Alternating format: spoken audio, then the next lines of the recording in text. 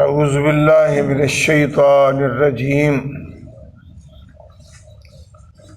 بسم اللہ الرحمن الرحیم الذین ينقضون عہد اللہ من بعد میثاقہ ويقطعون ما امر اللہ بہ ان یوصل ويفسدون فی الارض اولئک هم الخاسرون۔ پچھلی آیت میں اللہ نے مثال سے سمجھایا کہ اللہ تعالیٰ جو ہے وہ تمہیں مثالیں دے کر سمجھاتا ہے تاکہ آدمی کے ذہن نشین ہو جائے جو اللہ بات سمجھانا چاہتا ہے، کہیں مچھر کی، کہیں مکھی کی، کہیں چیونٹی کی، کہیں شہد کی مکھی کی، سب یہ اللہ نے قرآن میں ذکر کی ہے۔ تو اعتراض کرتے تھے مشرک، کافر لوگ، منافق لوگ، نہ ماننے والے لوگ اعتراض کرتے تھے کہ ان حقیر سی مثالوں کا تذکرہ کرنے کی اللہ کو کیا ضرورت ہے، اللہ تو بہت اونچا ہے، بڑی بڑی چیزوں کی مثالیں دیں۔ جو بات کرنے والا ہوتا ہے وہ اپنی بات میں وزن کر کے لوگوں کو متاثر کر لیتا ہے، بے شک وہ بازار میں بیٹھا اپنا چورن بیچ رہا ہو، اس نے لوگوں کو متاثر کرنے کے بعد اپنا مطلب رکھنا ہوتا ہے۔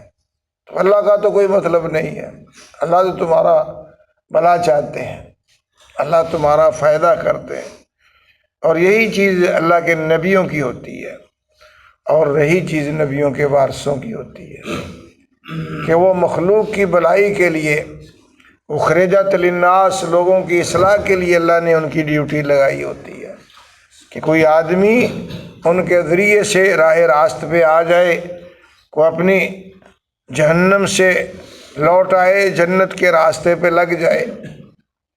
اللہ ان مثالوں سے لوگوں کے ذہن نشین باتوں کو کرتے ہیں تاکہ وہ باتیں پختہ ہو جائیں یا اپنا نفع نقصان سوچ لیں، لیکن جن کو نہیں نصیب وہ باتیں بناتے ہیں، وہ کیڑے نکالتے ہیں، وہ عیب نکالتے ہیں، وہ اسی جستجو میں کمزوری تلاش کرتے ہیں۔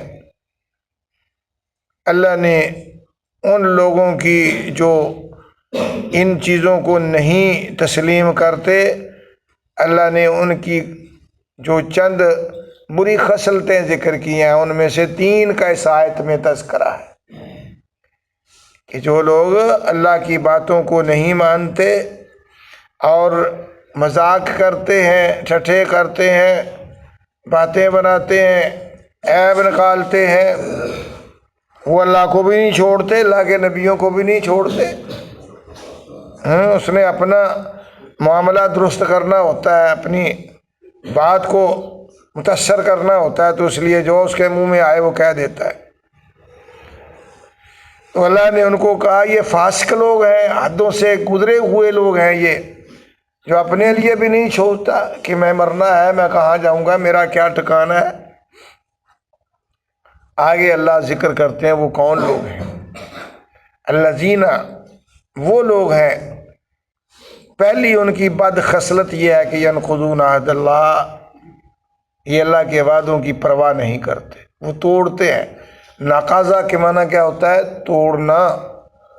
قرآن پاک میں بھی کئی مرتبہ یہ استعمال ہوا ہے۔ اس عورت کا بھی مکے میں جو تھی وہ اپنا کاتا ہوا سوت توڑ دیتی تھی، التی نقضت غزلہا من بعد قوت انکاسا، یہ سورہ نحل کے اندر موجود ہے، 14ویں پارے کے اندر۔ اس عورت کا تو وہاں بھی نقضت، نقض ینقضو، توڑنا، توڑتے ہیں عہد اللہ، اللہ کے وعدے کو۔ قرآن میں اللہ نے ان سے وعدے لیے ہیں، نبی کی زبان پر ان سے وعدے لیے ہیں۔ یہ کلمہ بھی تمہارا وعدہ ہے، یہ ایمان تمہارا وعدہ ہے کہ اللہ میں نے ان چیزوں کو مانا، اللہ میں نے ان چیزوں کو تسلیم کیا، اللہ یہ میرا اقرار ہے، یہ میرا وعدہ ہے، یہ وعدہ ہے لا الہ الا اللہ محمد الرسول اللہ، یہ وعدہ ہے تمہارا کہ اللہ تو میرا معبود ہے، حاجت روا ہے، جتنی میری ضرورتیں ہیں سب میں تجھی سے مانگوں گا اور تو ہی ان کو دینے والا ہے۔ اور مانگنی کس طرح ہے؟ عبادات کے ذریعے تجھے منانا ہے تو کس طرح منانا ہے؟ محمد الرسول اللہ، کہ جس طرح میرے آقا نے تجھے منا کے دکھایا اور راستے بتائے میں اسی راستوں پہ چلوں گا۔ یہ کلمے کا معنی ہے کہ اللہ میں تیرے ساتھ وفا کروں گا کہ تو یہ کیا تیرا کوئی شریک نہیں، تو میرا معبود ہے۔ اور تیری عبادت کرنی کس طرح ہے؟ جس طرح تیرے پیغمبر نے ہمیں کر کے دکھایا، بتا کے دکھایا، عملاً دکھایا اور ہمیں زبانی بھی سمجھایا۔ الذین ینقضون عہد اللہ، جو توڑتے ہیں اللہ کے وعدے کو، من بعد میثاقہ، پکا کرنے کے بعد۔ پکا اقرار کو کہتے ہیں، اقرار کیا ہے، وعدہ کیا ہے، تحریر کیا، اللہ نے تمہیں لکھ کے دیا، یہ قرآن تمہارے لیے تحریر ہے۔ تم پڑھتے ہو تو یہ وعدے کو پکا کرتے ہو کہ اللہ ٹھیک ہے میں مانتا ہوں جو تو نے کہا ہے اس میں، یہ اللہ تیری میرے لیے یہ رہنمائی کی کتاب ہے، جو میں نے کلمہ پڑھا تیرے ساتھ تعلق کا اظہار کیا اس کا یہ راستہ بتاتی ہے، اس پہ پکا رہنے کے لیے مجھے یہ یقین دہانی کراتی ہے، میرا راستہ غلط نہیں ہے، مجھے دنیا میں تنگیاں بھی آئیں گی، میں اپنی صحیح لائن پہ لگا ہوا ہوں، یہ قرآن تمہیں یہ بتاتا ہے۔ یہ میثاق ہے، پکا وعدہ ہے تمہارا۔ نمبر ایک تو یہ ہے کہ وہ وعدہ شکن ہوتے ہیں، اور جس کے اندر بھی یہ بد خصلت ہو تو وہ دیکھے کہ میرا کن لوگوں میں شمار ہے۔ جو ہم وعدہ جو ہوتا ہے وہ وقت کٹی کے لیے کر لیتے ہیں، جب آئے گا دیکھا جائے گا، یہ بات ہی غلط ہے۔ وعدہ کرو نبھانے کے لیے، وگرنہ کرو نہ، پروگرام ہو اس کو نبھانے کا۔ عہد شکنی بہت بری عادت ہے، یہ اللہ نے ان لوگوں کی جو کہ اللہ سے ٹوٹے ہوئے ہیں، کافر ہیں، منافق ہیں، ان کے بارے میں اللہ نے کہا ہے کہ وہ اللہ کے وعدے کو توڑتے ہیں، اور جو اللہ کے لیے وعدہ کیا ہو کسی سے اس کو بھی نہ توڑو۔ اور دوسری بات، وَيَقْطَعُونَ مَا أَمَرَ اللَّهُ بِهِ أَن يُوصَلَ، اور وہ کاٹتے ہیں، کاتا یقطع کا معنی بھی کاٹنا اور توڑنا، یہ دونوں معنی ایک ہی ہیں، لفظ اللہ نے بدل دیا ہے، ینقضون کی جگہ پر یقطعون ذکر کر دیا۔ قطع اس کو بولتے ہیں قطع تعلقی، قطع رحمی، یہی بات ہے۔ یقطعون وہ کاٹتے ہیں، توڑ دیتے ہیں، ما امر اللہ بہ ان یوصل، جس چیز کا اللہ نے حکم دیا ہے کہ اسے ملایا جائے، اس سے مراد رشتہ داری ہے، ماں کا تعلق ہے، باپ کا تعلق ہے، بھائی کا تعلق ہے، بہنوں کے تعلق ہے، رشتہ داروں کے تعلق ہے، ان تعلق کو اس کی رشتہ داری کے مطابق نبھاؤ۔ توڑنے والا اچھا نہیں ہے، یہ ان لوگوں کی عادت ہے جو مفاد پرست ہوتے ہیں، وعدہ توڑتا ہے اپنے فائدے کے لیے، رشتہ داری توڑتا ہے اپنے فائدے کے لیے، اور سمجھتا ہے کہ اس میں میرا نقصان ہوگا تو وہ توڑ لیتا ہے۔ لیکن جو اللہ کا بندہ ہو اس کی یہ عادت نہیں ہوتی، وہ ظاہری نقصان تو اٹھا لے گا لیکن یہ قیامت کا نقصان اٹھانے کے لیے کبھی تیار نہیں ہوگا۔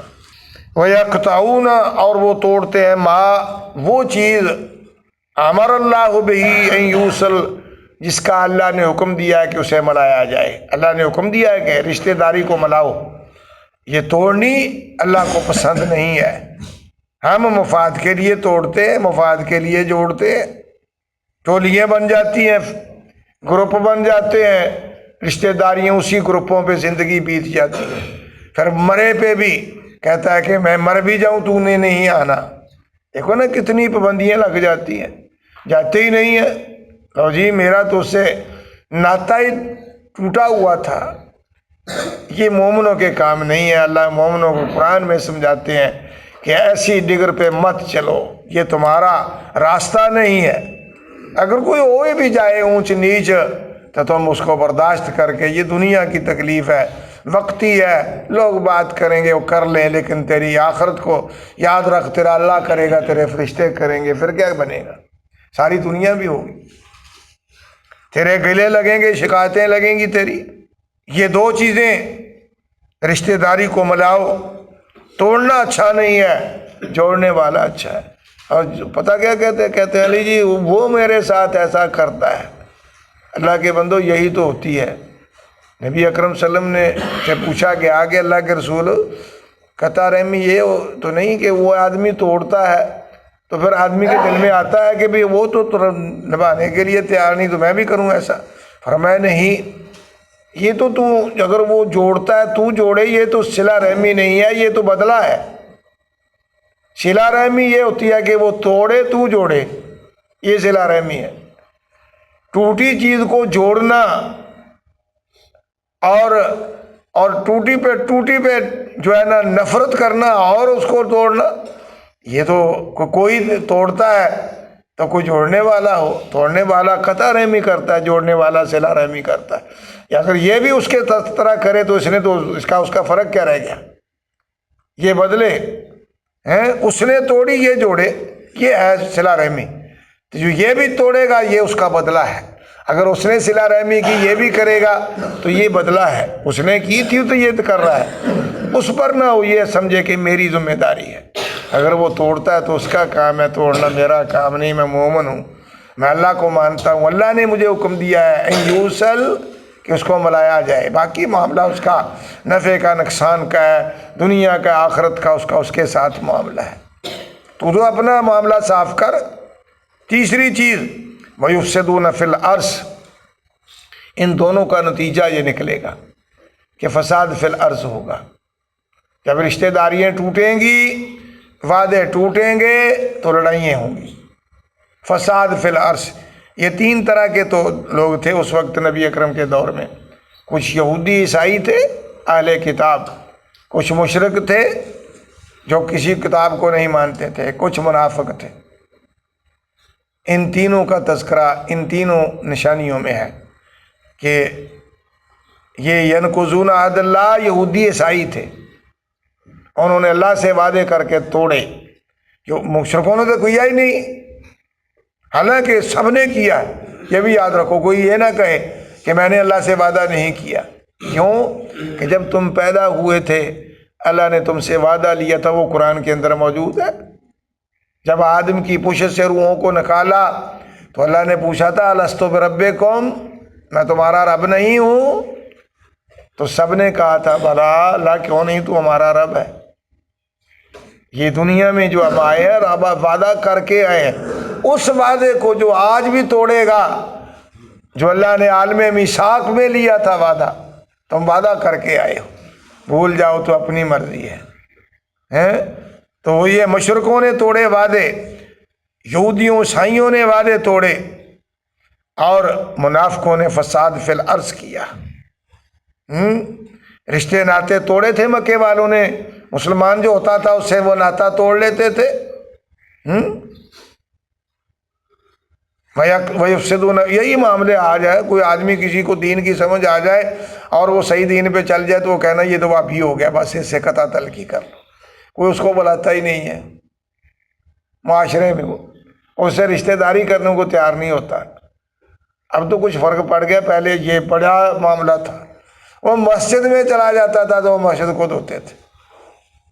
مولانا شمشان صاحب ہیں ہمارے مدرسے میں آئے ایک مرتبہ، وہ کہتے تو اپنا واقعہ انہوں نے سنایا، کہنے لگے میں ایک مسجد میں چلا گیا، میں نے نماز پڑھی، مجھے فائدہ نہ کرتے ہوئے دیکھ لیا انہوں نے اٹھا کر مسجد سے باہر پھینک دیا، نماز کے اندر ہی۔ اور نماز سے جب میں نے وہاں ہی پوری کرنے کے بعد میں جانے لگا تو وہ کہنے لگے مسجد دھو۔ وہ مولانا صاحب کچھ بندے بڑے سمجھدار تھے، تیز تھے، کہنے لگے اللہ کے بندو مجھ سے مسجد لاؤ گے تو پھر جب میں دھو کے نکلوں گا تو مسجد میں نے دھونا ہے، تو پھر میں جب دھوتا جاؤں گا تو وہ پلیت ہوتی رہے گی، تو پھر میں تو اسی کام پہ لگا رہوں گا۔ اب وہ سارے کہنے لگے بھی یہ بات تو ٹھیک کرتا ہے، کہنے لگے چل نکل جا، پھر کہتے لوٹا مارا، وہ کچے لوٹے ہوتے تھے، ہیں میرا سر پھٹ گیا کہتے۔ یہ بھی دور تھا بھائی، اب تو وہ چیز نہیں رہی، اللہ نے کوئی تھوڑی بہت ہی لوگوں کو شعور اور تعلیم دے دی ہے، تو یہ قرآن وہ توڑتے ہیں ان چیزوں کو، وہ قطع تلقی کر لیتے ہیں، یہ فساد فی الارض اولئک هم الخاسرون، یہ نتیجہ اللہ نے کہا ہے کہ جو میری باتیں نہیں مانتا اس سے بڑا خسارہ کون ہے، اولئک هم الخاسرون، یہ نتیجہ ہے ان تینوں کاموں کا نتیجہ کہ یہ لوگ خسارہ پانے والے ہیں۔ تو خسارہ جو ہوتا ہے دنیا کا وہ تو ہو سکتا ہے پورا ہو جائے، لیکن قیامت کا خسارہ کبھی پورا نہیں ہوگا۔